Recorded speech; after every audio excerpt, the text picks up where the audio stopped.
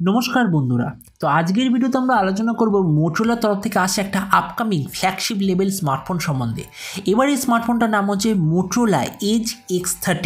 তো এই ভিডিওতে আমরা দেখব এই মোটোরোলা স্মার্টফোনে কী কী স্পেসিফিকেশান থাকবে, কী ডিজাইন থাকবে, কবে লঞ্চ হবে আর কী দামে এটা লঞ্চ হবে, এই সব কিছু সম্বন্ধে ভিডিওতে আমরা আলোচনা করব।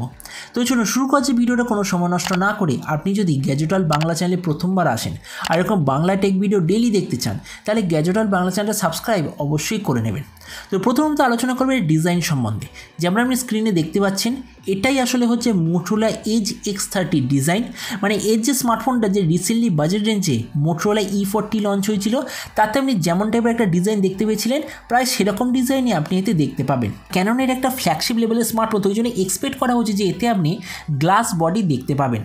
এই স্মার্টফোনটার থিকনেস হবে 8.8 মিলিমিটার আর এর ওয়েট হবে 200 গ্রাম। ডিসপ্লের দিক থেকে আপনি এতে পাবেন 6.67 inch full HD plus 144 hertz OLED display. এতে আপনি পাবেন 576 হার্জের টাচ স্যাম্পলিং রেট। এর ডিসপ্লেটা থাকবে HDR10+ সার্টিফাইড ডিসপ্লে। এতে থাকবে গোরিলা গ্লাস 6-এর protection. Screen to body ratio হবে প্রায় 92%-এর আশেপাশে। তার মানে এটাই বলা যেতে পারে এর যে ডিসপ্লে সেটা খুবই ভালো কোয়ালিটির ডিসপ্লে হবে। এবার হলো এর প্রসেসর। এটা হতে চলেছে দুনিয়ার প্রথম স্মার্টফোন যাতে আপনি স্ন্যাপড্রাগন 8 জেনারেশন 1 পাবেন, আর যেটা হলো এখন লিটারেলি দুনিয়ার সবচেয়ে পাওয়ারফুল মোবাইল প্রসেসর। মানে সত্যি বলতে গেলে এর পারফরমেন্স নিয়ে কোনো ধরনের প্রশ্ন করা যাবে না।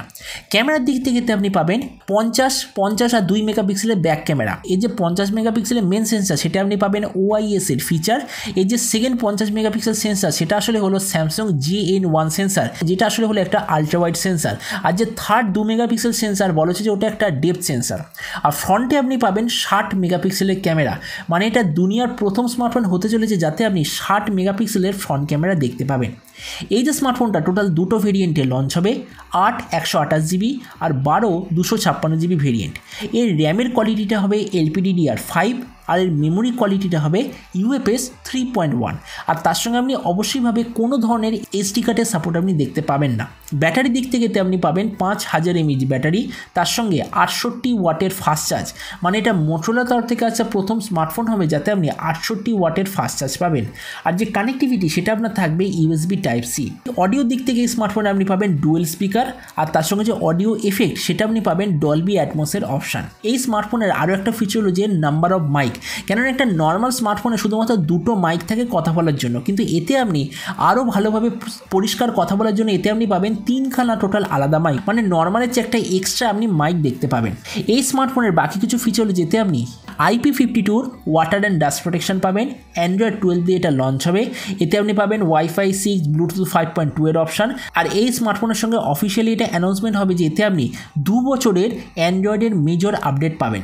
তবে সবচেয়ে মেন জিনিস, এই যে স্মার্টফোনটা কবে লঞ্চ হবে, কী দামে লঞ্চ হবে, এখনের মধ্যে যেরকম ইনফরমেশান আছে আগামী সপ্তাহে এই স্মার্টফোনটা প্রথমে চায়নাতে লঞ্চ হবে, তারপর জানুয়ারি মাসের আশেপাশে এটা ইন্ডিয়া বা ইন্ডিয়ার আশেপাশের জায়গায় লঞ্চ হয়ে যাবে। তবে এটার প্রাইস দেখুন, আমার কাছে এখনও যেরকম ইনফরমেশান এসছে এই স্মার্টফোনটা চায়নায় লঞ্চ হবে 3999 ইউয়ান। মানে যখন এটা ইন্ডিয়ার মার্কেটে লঞ্চ হবে দাম হবে প্রায় 45,000 টাকার আশেপাশে, আর যখন এটা বাংলাদেশ মার্কেটে লঞ্চ হবে দাম হবে প্রায় 50,000 বাংলাদেশি টাকার আশেপাশে।